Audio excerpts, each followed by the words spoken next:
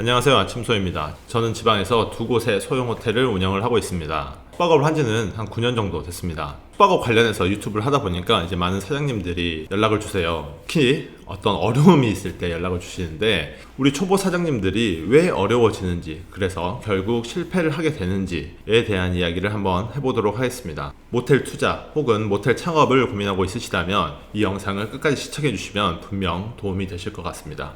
우리 초보 사장님들이 항상 연락이 오셔서 하시는 말씀이 있으세요. 몰랐다입니다. 몰랐다. 뭘 몰랐을까? 제가 유형별로 한번 말씀을 드려볼게요. 첫 번째 몰랐다는 뭐냐? 이렇게 할 일이 많을지 몰랐다 입니다. 이게 모텔을 겉으로 봤을 때는 별로 할 일이 없어 보이거든요. 그냥 손님이 돈 주면 돈 받고 키 건네주고 그거만 하면 되잖아요. 이게 뭐 할 일이 뭐가 있어, 이렇게 보이는데 사실 조금 더 깊게 들어가면 생각보다 할 일이 많습니다.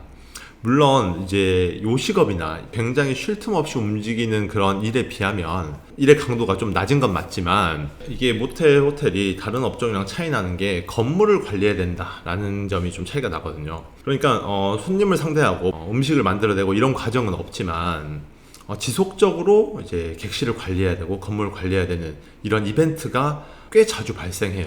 예를 들면 뭐 객실에 어떤 게 고장이 났다거나, 뭐 제가 최근에 겪었던 건 그냥 객실 바닥에서 물이 올라오기 시작하는 거예요. 어느 날 물이 올라왔다가 또 물이 안 올라왔다가 이게 흥건해질 정도로 객실이 젖었거든요.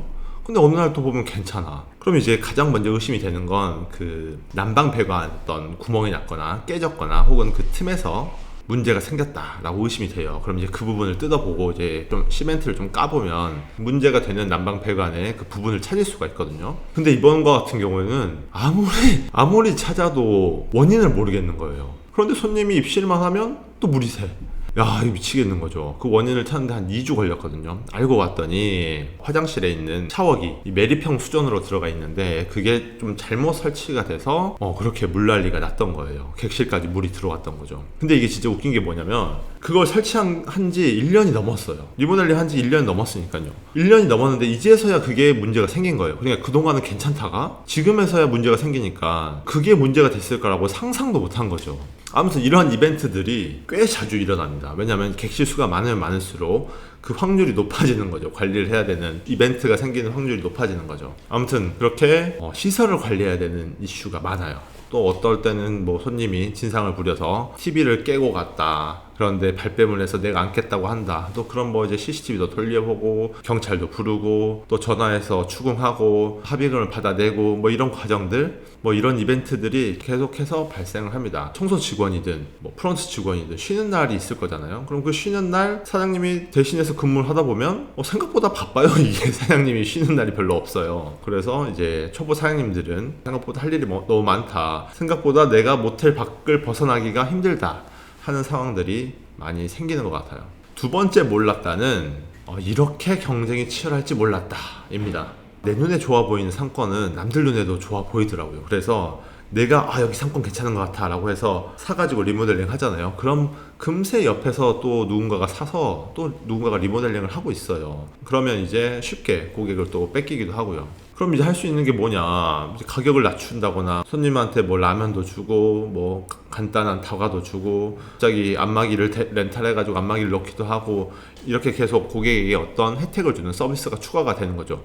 근데 그 서비스는 고객 입장에서 서비스지만 우리한테는 비용이잖아요. 점점 이제 이익이 떨어지는 그런 상황이 발생을 하는 거죠. 옛날에는 이게 어플이 없었을 시절에는 이게 괜찮았어요. 왜냐면 제 경험을 생각해봐도 어떤 모텔을 한번 가잖아요. 그러면 웬만하면 그 모텔을 바꾸지를 않았어요. 그냥 가던 데 항상 가는 게 편했어요. 그런데 요즘은 모텔 가려고 하면 무조건 어플을 켜고 뭔가 예약을 하잖아요. 어플을 켜는 순간 내가 원래 가려고 했던 곳을 가려고 어플을 켜도 새로운 모텔이 보인단 말이에요. 새로운 모텔이 가격이 똑같네? 라고 하면 여기 한번 가볼까? 하면서 쉽게 내가 자주 갔던 모텔을 저버리고 새로운 모텔로 갈아타버린다는 거죠. 신규 업체 입장에서는 그게 굉장히 큰 베니핏이 되지만 이제 신규가 아닌 기존의 플레이어들에게는 이게 굉장히 힘든 상황인 거죠. 그렇다 보니까 이제 가격 경쟁을 해야 되는 상황이 발생을 하고 생각보다 경쟁이 너무 치열하다, 이렇게 경쟁이 치열할 줄 몰랐다 인 상황이 되더라고요. 세 번째 몰랐다 포인트는 바로 직원 스트레스가 이렇게 많을 줄은 몰랐다 입니다. 이 모텔은 크게 프론트 직원과 청소 직원이 있는데 둘 다 쉽지 않습니다. 프론트 직원은 프론트 직원대로 쉽지 않고 청소 직원은 청소 직원대로 쉽지 않아요. 청소 직원분들은 요즘 같은 경우는 특히나 외국인 분들이 많이 대체하고 계세요. 그러다 보니까 말도 잘 안 통하고, 또 외국인 이 직원분들의 특징이 이직률이 굉장히 높습니다. 그리고 이직할 때도 정 따위는 없어요. 그냥 칼같이 그만둡니다. 심지어 당일 통보하기도 하고요. 저도 얼마 전에 1년 넘게 있으셨던 외국인 직원분이 그냥 돌연 퇴사를 하셨어요. 아침에 문자 띡 하나 왔어요. 아프니까 이제 일 못하겠다 라고. 전혀 아프지 않으셨거든요. 심지어 저는 그분한테 상당히 인간적으로 배려를 많이 해줬어요. 필리핀 분이셨는데 결혼 같은 거 하셔가지고 10년 넘게 살아오셨던 분인데, 그분이 이제 그 필리핀 동포에게 사채를 쓰신 거죠. 고리에 돈을 빌려서 쓰신 거죠. 근데 그게 얼마나 고리냐면 300만 원 빌렸는데 한 달 이자가 30만 원이에요. 그러니까 1년만 지나도 원금보다 이자를 더 많이 줘야 되는 상황이 되는 거죠. 그거를 1년 넘게 이자만 주고 계셨더라고요. 근데 이제 원금 상환에 대한 독촉이 들어오니까 저한테 좀 값을 좀 해달라고 요청을 하셨던 상황이었어요. 제가 들어갔을 때는 이건 너무 심했다. 아무리 외국인이 한국에 있는 거라지만은 그래도 어느 정도 해야지. 이거 너무 고리잖아요. 그래서 이제 제가 그분한 사채를 쓰신 분에게 이렇게 협의를 봐라. 그동안 이자를 낸 게 원금보다 많으니 원금을 좀 깎아달라고 해라. 그러면 내가 돈을 빌려드리겠다 라고 했죠. 그래서 실제 원금의 반을 깎았어요. 그분이 이제 오케이 해가지고 원금의 반인 150만 원만 갚으면 되도록 이제 협의가 된 거죠. 그래서 이제 제가 돈을 빌려드리고 일하실 때마다 월급에서 차감을 하고, 또 한 번에 차감하면 생활이 힘들어지니까 20만 원씩 천천히 차감을 했어요. 아무튼 그렇게 좀 제가 도와드릴 수 있는 선에서는 도와드렸는데, 그만두실 때는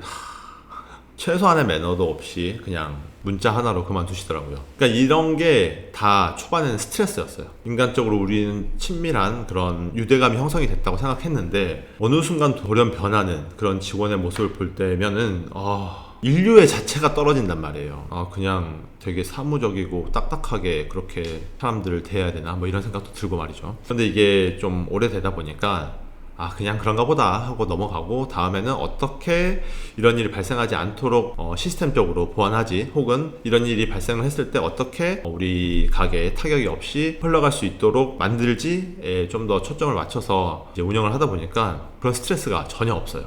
그런데 이제 처음 운영하시는 분들은 이런 것들이 다 스트레스인 거죠. 네 번째 몰랐다 포인트는 그만두기가 이렇게 어려울 줄 몰랐다 라는 겁니다. 그러니까 우리가 예를 들어서 편의점을 하다가 이거 좀 아닌 것 같다 라고 하면은 이 편의점 자체 계약 기간이 남았다고 하더라도 이걸 양도양수 할 수 있잖아요. 조금 손해를 보면 내가 이걸 털고 나올 수가 있는 거죠. 그런데 이게 모텔은 워낙 덩어리가 크기 때문에 그냥 진짜 안 좋고 썩은 모텔도 웬만하면 10억이 넘거든요. 그렇기 때문에 이걸 사갈 사람도 4억, 5억은 있어야지 이걸 사갈 수가 있어요. 그런 사람들이 근데 많지 않잖아요.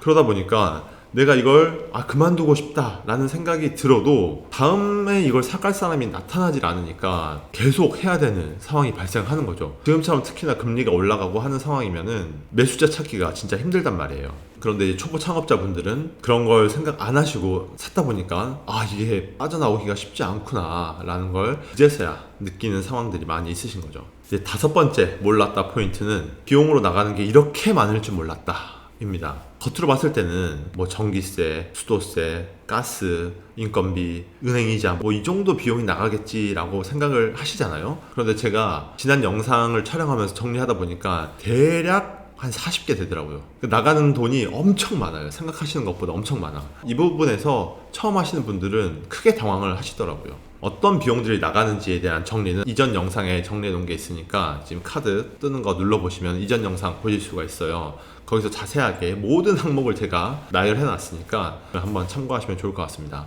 아니면 이제 고정 댓글 누르시면은 보실 수 있도록 제가 링크 걸어 놓을게요. 그 링크 클릭하셔서 보시면 좋을 것 같습니다.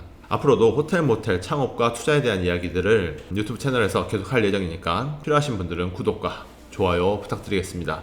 오늘도 좋은 하루 되세요. 감사합니다.